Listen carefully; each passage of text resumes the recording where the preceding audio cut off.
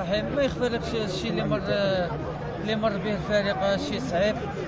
وين دخلنا في بريسيون كبيره، والحمد لله نشكر هاد لي جوار اللي كانوا واعيين بالمسؤوليه، ادوا مقابله بطوليه، وربحنا ايكيب ما يخفالكش، ايكيب راه تلعب في البريميرون، ربحنا ايكيب تلعب بالون قاي، تلعب بالون مليح، والحمد لله تصالحنا مع الانصار. ما تصالحناهمش بالكلام ولا بالهضره، صالحناهم بنتيجه ايجابيه وجبنا لهم لي 3 بوان، ومازال مع هذا الستاف تكنيك اللي جابوه لنا مازال الخير قدام ان شاء الله، مازال نزيدوا نفرحوهم اكثر واكثر ان شاء الله.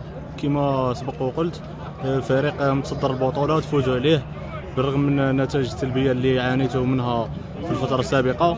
هل يعتبر هذا هو ديكليك بالنسبه لفريق وما اتحاد خنشله؟ يخفالكش هذا العام فريق اتحاد خنشله عندها دي بون جوار، عندها دي جوار عندهم لي كاليتي بزاف منا، عندهم لي جوار عندها دي فيكتي فريش ماشي كيما كنا العوام اللي فاتوا، تما كيخرج واحد كاين اللي يرومبلاسيهم اكثر واكثر، وبالك الريزيتا ما كانتش معانا، ما بالك ما خدمناش مليح، بالك هذه كرة قدم، وان شاء الله كما قلت هذا يعتبر ديكليك، وان شاء الله مازال نزيدوا. في الختام كلمه للانصار.